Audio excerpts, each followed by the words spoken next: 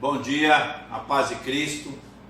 Mais uma vez estamos aqui no Despertando com Cristo, ainda de maneira virtual, mas eu continuo crendo que num curto espaço de tempo nós vamos poder estar no templo para juntos adorarmos o Senhor. Hoje eu tenho uma palavra rápida, uma reflexão para as nossas vidas, que está em 1 Reis, capítulo 17, versículos 7 a 10, que diz assim: Mas passados dias a torrente secou, porque não chovia sobre a terra. Então veio a ele a palavra do Senhor, dizendo: Levanta-te e vai para Sarepta, que é de Sidom, e habita ali.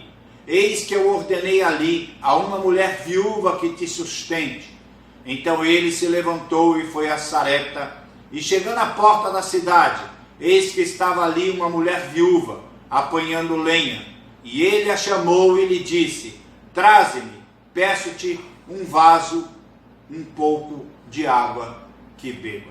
Até aqui. Pai, graças te damos por esses versículos que foram lidos, que o Senhor me dê graça para que eu possa explanar aquilo que o Senhor tem falado no meu coração. Em nome de Cristo Jesus. Amém. Amados, nós estamos vivendo momentos de dificuldade. Todos nós. Seja na sua casa, seja na cidade, seja na igreja, seja na família, seja em Tabatinga, seja no Amazonas, seja no norte, seja no Brasil, seja no mundo. Todos nós estamos vivendo momentos de dificuldade. Mas como superar esses momentos de dificuldades? Todos os dias, a todos os momentos, todos os noticiários falam sobre demissões, sobre recessão da economia, sobre uma crise generalizada na cidade, no estado, no país, no mundo inteiro. Apesar do único foco ser a coronavírus, mas ninguém pode negar essa crise econômica que já estamos enfrentando e que enfrentaremos muito mais. Então, como superar momentos de dificuldade? Uma situação parecida ocorreu em Israel quando este era governado por rei Acabe.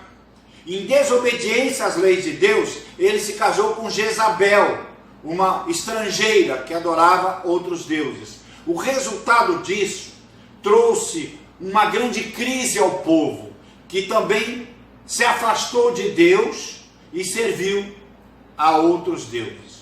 Por causa do pecado e da quebra de aliança com Deus, a crise veio sobre eles. O principal sinal da crise foi a falta de chuva, que foi profetizada pelo profeta Elias. Está lá em 1 Reis 17, versículo 1.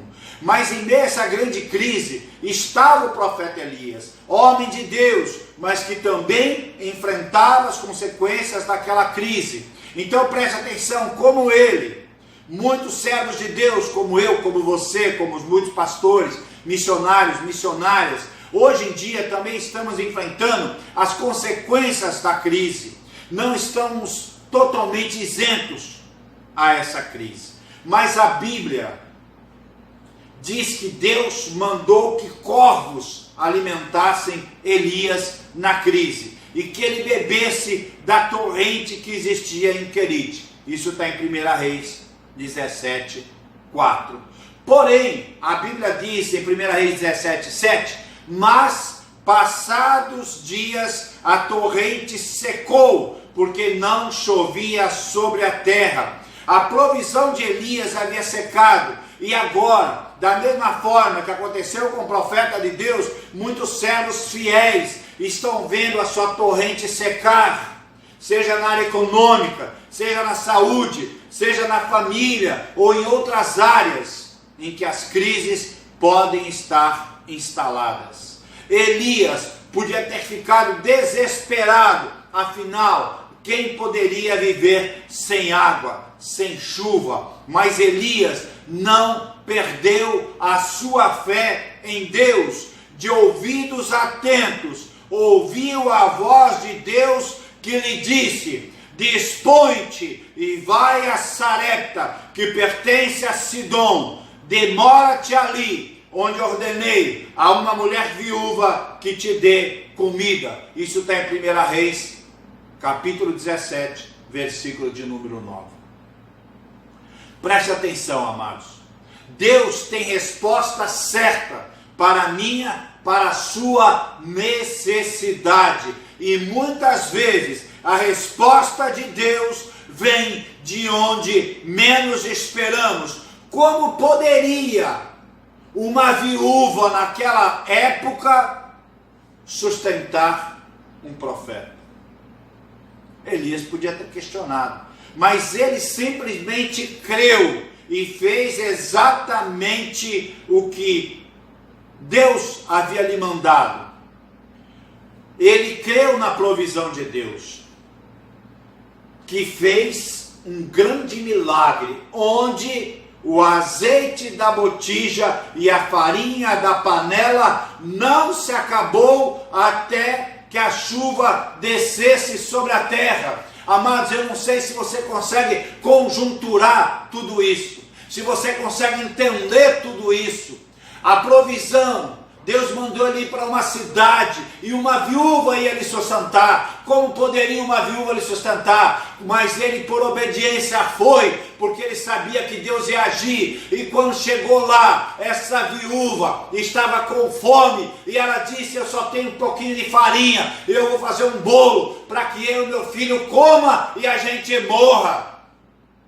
Mas Deus já havia prometido para o profeta, e quando Deus promete, Ele cumpre, e Ele prometeu que ia ter provisão, ia ter alimento, e Deus usou a vida do profeta para que o azeite se multiplicasse, a farinha se multiplicasse, e ali tudo correu dentro da provisão de Deus. Então eu queria te falar, meu amado irmão, minha amada irmã, você que está aqui ouvindo esta palavra, que você possa ter no seu coração e ser obediente a Deus, porque a provisão, porque Deus pode fazer um milagre de onde você menos espera. Que Deus te abençoe. Feche os teus olhos, quero fazer uma breve oração por você. Pai, graças te damos pela oportunidade que o Senhor nos dá de estar na tua casa, lendo a tua palavra, meditando na tua palavra, aprendendo, Senhor, com as crises, aprendendo, Senhor, com as dificuldades, aprendendo, Senhor, a depender do Senhor. Por isso eu lhe peço sobre as vidas, sobre as casas, sobre as famílias da nossa igreja, da igreja do Senhor, sobre Tabatinga, Senhor, quantas pessoas passando necessidade. Por isso, Pai, que nós estamos clamando, pedindo a sua provisão, em nome de Cristo Jesus. Eu, como profeta do Senhor, como embaixador celestial, quero profetizar sobre a igreja do Senhor, sobre a sua casa, sobre a sua família, sobre Tabatinga, sobre a igreja do Senhor, a provisão, a cura, o milagre, o prodígio, a restauração, a saúde, e em nome de Cristo Jesus, expulsar esse maldito vírus, esse coronavírus, em nome de Cristo Jesus. Amém, amém e amém. Deus te abençoe. Até quinta-feira no culto da vitória.